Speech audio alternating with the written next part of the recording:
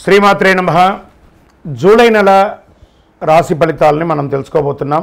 అంతకంటే ముందు ఈ జ్యోతిష్యం అనేది ప్రతి ఒక్కరికి కూడా నాకు ఈ నెల ఎలా ఉంటుంది, నాకు వ్యాపారం బాగుంటుందా, నాకు ఉద్యోగం బాగుంటుందా, నాకు వివాహం అవుతుందా, నేను రాజకీయాల్లో బాగుంటానా, నాకు సంతానం అవుతుందా, అందరికీ అన్ని రకాలైనటువంటి క్వశ్చన్స్ ఉన్నాయి కదా. వాటికి అన్నిటికీ ఈ నెల గోచార గ్రహస్థితులు ఎలా ఉందో కూడా చెప్తున్నాను. బాగా గుర్తుపెట్టుకోండి. జాతకం పడుతున్న వర్షానికి ఒక గొడుగు మాత్రమే, కానీ జాతకం జీవితం కాదు. ఈ నెల గ్రహస్థితులు: రవి జూలై 16 వరకు మిథునంలో ఉండి తర్వాత కర్కాటకంలోకి ప్రవేశిస్తున్నారు. కుజుడు జూలై 26 వరకు సింహంలో ఉండి తర్వాత కన్యా రాశిలో ప్రవేశిస్తున్నారు. బుధుడు ఈ నెలంతా కర్కాటక రాశిలో ఉంటున్నారు.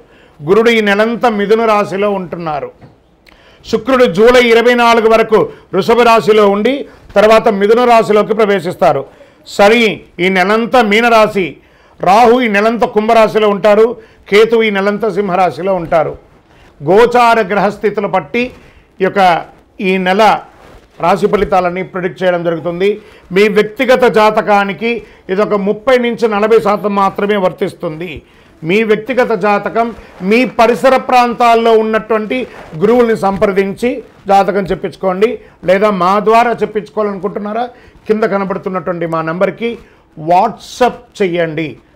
జ్యోతిశాస్త్రరీత్యా ద్వాదశ రాశుల్లో 7వ రాశి అయినటువంటి తులారాశి మిత్రులారా, మీరు చిత్తా నక్షత్రం 3, 4 పాదాలు, స్వాతి నక్షత్రం 1, 2, 3, 4 పాదాలు, విశాఖ నక్షత్రం 1, 2, 3 పాదాలకు జన్మించిన మీరు తులారాశి వారిగా పరిగణించాలి. తులారాశి వారికి ఎప్పటి నుంచో ఏదో ఒక సమస్యలు, మంచి చెడు వచ్చినా కూడా ఏదో రకంగా ఒక మనసులో ఒక ఆందోళన, ఒక సంపూర్ణ తృప్తి కలగకుండానే ఉన్నారు.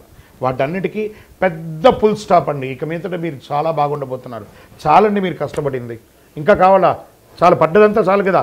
తులారాశి మిత్రులారా, మీకు యోగ కాలం స్టార్ట్ అయింది. మంచి రోజులు వచ్చేస్తున్నాయి. ఎలా ఉంది?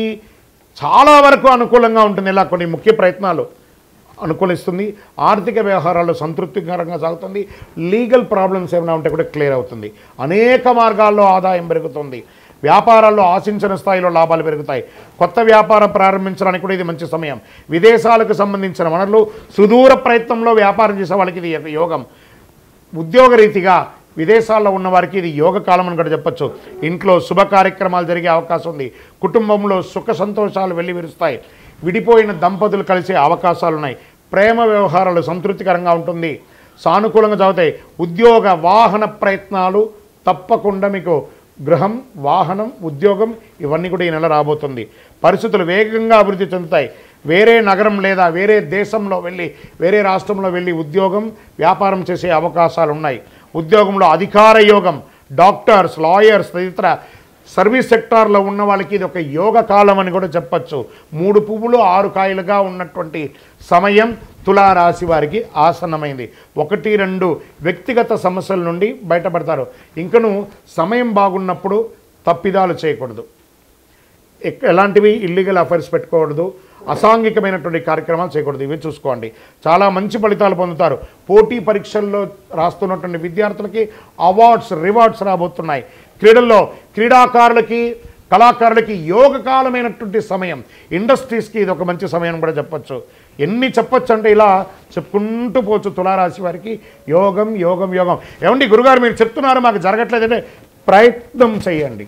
ప్రయత్నం చేసిన వాళ్ళందరూ సక్సెస్ అవుతున్నారు. విద్యార్థులకి యోగకాలం అని చెప్పచ్చు. ఆరోగ్యం గణనీయంగా బాగుంటుంది. రక్తపోటు, కొలెస్ట్రాల్ అన్నీ కూడా కంట్రోల్లో ఉంటుంది. రాజకీయ నాయకులకి యోగం, మంచి పొజిషన్ పొందే అవకాశాలు ఉన్నాయి. షేర్ మార్కెట్ చాలా బాగుంది. వ్యవసాయదారులకి బాగుంది. సాఫ్ట్వేర్ రంగం వారికి బాగుంది. ఇంకా ఇన్ని బాగున్నప్పుడు కాస్త జాగ్రత్త కూడా పడాలి కదా. చంద్రాష్టమం 27/2025 6:12 ఉదయం నుండి 22/7/2025 8:15 వరకు చంద్రాష్టమం ఉంటుంది ఉదయం. ఈ 2 రోజులు చాలా జాగ్రత్తగా ఉండాలి. ఆచితూచి వ్యవహరించండి. సంతకాలు పెట్టేటప్పుడు, ఇతరులతో మాట్లాడేటప్పుడు అదుపులో ఉంటండి. అదృష్టకరమైనటువంటి రోజులు జూలైలో 2, 4, 7, 10, 13, 16. అదృష్ట సంఖ్యలు అనుకుంటే 1 మరియు 9. ఆరాధించవలసినటువంటి దేవుడెవరు? మంచి గణపతిని ప్రార్థన చేయండి. సుబ్రహ్మణ్య స్వామి వారిని ప్రార్థన చేయండి. వారాహి అమ్మవారిని ప్రార్థన చేయండి. మంగళవారాల్లో సుబ్రహ్మణ్య భుజంగం పట్టించండి.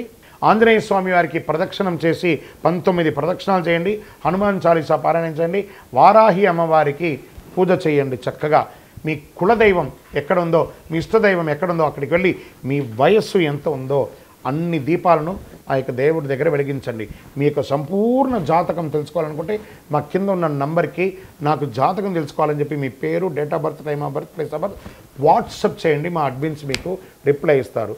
ఇంకనూ మీ జీవితంలో అన్నీ అనుకూలంగా జరగాలంటే అతి శక్తివంతమైనటువంటి ఈ కరుంగాళి మాలను ధరించండి. స్త్రీ పురుషుల భేదం లేదు, అందరూ ధరించవచ్చు. 48 రోజులు మన దేవాలయంలో పూజ చేసి సుదర్శన చండీ చేసి అందిస్తున్నామన్నమాట. ల్యాబ్ టెస్ట్ చేసి కావలసిన వారు కింద నెంబర్కి మాల కావాలని వాట్సాప్ చేయండి. మా అడ్మిన్స్ మీకు రిప్లై ఇచ్చి దాన్ని ఎలా పొందాలో చెప్తారు. విజయోస్తు.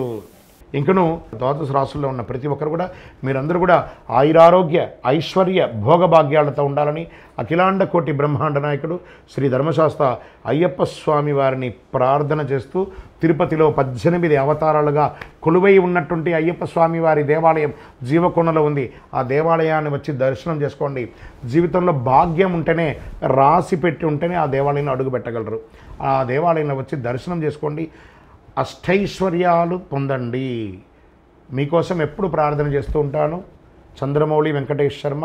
వందే మాతరం, వందే మాతరం, వందే మాతరం. విజయోస్తు.